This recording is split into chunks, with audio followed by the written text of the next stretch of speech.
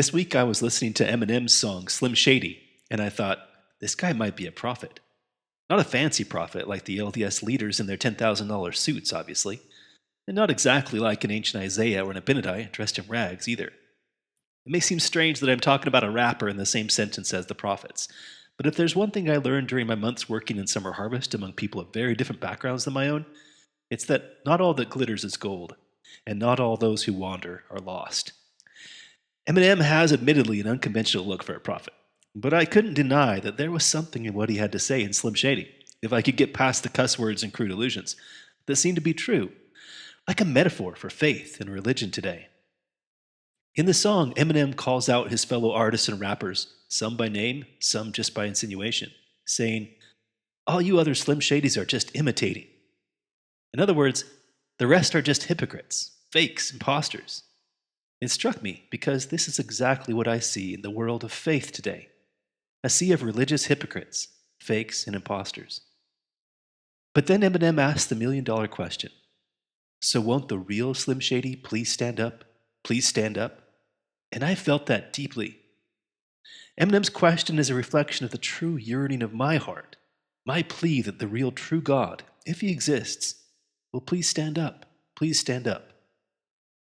In my last video, I looked at Pascal's wager, that if there was a 50-50 chance that God exists, why not just believe in him? Because there's nothing to lose if he doesn't exist, and so much to gain if he does. But there's a problem with the oversimplicity of Pascal's wager. The problem is this. I think the world is full of imposter gods. And if that's true, what good is it for me to believe in God if in the end, the one I choose to is nothing more than a fake, a hypocrite, or as Eminem says, just imitating? In the sea of imposter gods, could there even exist one truly good God? Someone worth betting my life and my faith on? Hope says there could be, and I long to believe. And so after thinking about it for some time, I want to propose my own wager. I'll call it Matt's wager. It's as follows. If there's even a 1% chance that a truly good God exists, why not risk everything to believe in him and forget all the other gods? Because there's nothing to lose if the truly good God doesn't exist, and everything to gain if he does. But who would such a good God be? What would he act like? Where could I find him? Or, to borrow from Eminem, won't the real true God please stand up? Please stand up? 2.5 years ago, when I realized that the LDS Church was not true, and that all my beliefs came crumbling down around me, I passed through nights of darkness and existential dread. I didn't know if anything was true. Everything seemed meaningless and dark, and I formed a great fear of death. But slowly, with time, as dawn started to come into my life again, I longed to believe in something, that there was something more to this existence than a mere accident. And as I looked around me, I really saw good reasons to believe, to have faith, at least in something. But I didn't know exactly what to believe in. So much of my past beliefs were tainted. I was wary and suspicious.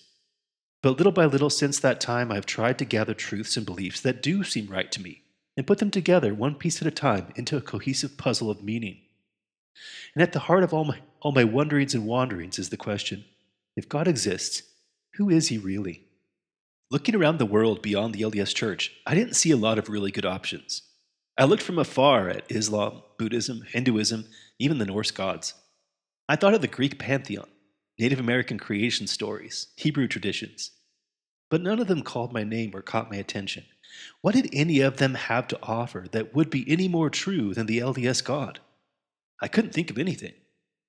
And so my mind and my heart went back again to Jesus Christ, but warily this time, and with skepticism. If a Christ was worthy of my faith, which of all the Christs would he be? Just like there were so many different gods in the world, there seemed also to be so many different Jesus Christs. Were most, if not all of them, also imposters? Every religion says, here he is, but the more I looked, the more I saw imposters, each one claiming to be true. For example, here's a list of some of the many Christs that I've seen. Let's walk through the museum of their portraits and look at each one of them one by one. There's the narcissist Jesus. He's only satisfied by thrones and titles, temples and tithing. He loves money and praise more than the poor. Then there's the corporate Jesus. He's preoccupied with selling books and music and political power. He loves branding more than belonging. There's the polygamist Jesus, promising us that gaining exaltation is worth eternal loneliness, never truly loving and never being truly loved. He's a lustful, distant, dominant, and patriarchal Jesus. Then there's the institutional Jesus, training us to obey our leaders, whether church or state, and to worship at the altar of hierarchy. He trades our freedom for the illusion of security and our agency for the heavy hand of control. And there's the weakling Jesus. He's soft and moldable, neither saying anything difficult nor providing any real direction. He speaks out of both sides of his mouth, trying to be everything to everybody. He's the milquetoast God of endless words, but no true meaning. Then there's the chosen people Jesus, dividing humanity into favorites and expendables, creating some people to be saved and the rest to be damned. If you don't look like one of us, he will build walls and shut you out. And finally, there's the warrior Jesus, marching under flags of victory, psychopathically indifferent to the cries of the suffering and the vanquished. He confuses courage with conquest, creation with destruction. As I look through this gallery at each of these Jesuses, none of them feel right to me. None of these seem like someone I would enjoy having faith in here in this life, let alone being someone who I'd want to be with for eternity. What would I stand to gain from worshiping such gods? What would it benefit me to live in their kingdoms, either in this life or in the next? In short, wouldn't worshiping and living with such a Christ be the same thing as going to hell? Wouldn't the real Jesus please stand up? Please stand up. The confusing thing is, as I search for a truly good God, I have to admit to myself that he should at least be as good as I am, or as other human beings are. And I've known some really good human beings in this life, and read the writings of many more, people who show qualities such as humility, meekness, gentleness, patience, kindness, and love. So then, if God exists, and he is Jesus Christ, and if he is truly good, even better than the best of us, then wouldn't he also possess these good characteristics? Wouldn't he be, at the very least, humble, not lifting himself above others? Meek, not taking advantage of the weakness of others? Gentle, not forcing others to his will? Patient, not being intolerant with the differences of others? Kind, not withholding his warmth from others? And loving, not believing that some are less valuable than others? But such a Jesus as this is nowhere to be found in the Christian religions of today. Not that I've seen, everywhere I've looked. This good Jesus doesn't exist in my gallery of Jesuses worshipped in the world we live in today. The Jesuses taught in the religions of modern Christianity. Sure, their Jesuses may outwardly preach some of these good Jesus traits. They may talk about them and even try to imitate them for the cameras, but behind the curtain, each one of them are hypocrites. They're imposters. As Eminem says, all you other Slim Shadys are just imitating. And so I ask again, won't a Jesus worth believing in please stand up? I guess at the end of the day, I'll just have to imagine my own Jesus, a Jesus I would want to be with and one that I would want to be like, one I could feel truly that I could admire and love. In creating my own Jesus, I draw on two recurring symbols from the Book of Mormon, the symbol of the shepherd and the symbol of the lamb. First, Jesus is the lamb. I want to believe first in a Jesus who practices what he teaches. My true Christ would never ask us to be anything that he isn't also himself.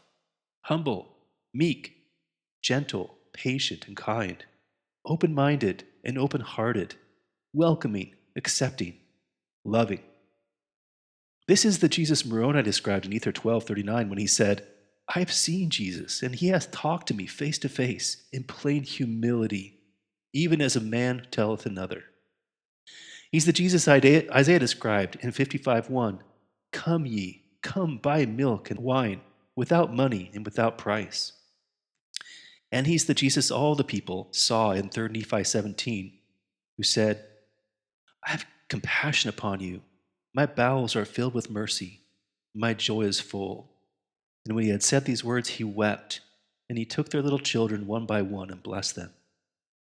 This humble, meek, compassionate, feeling Jesus is the one I want to believe in, the one I want to be with. He's someone I can admire and trust and aspire to be like. I think he's the kind of sheep, the lamb, that we can all try to be with each other.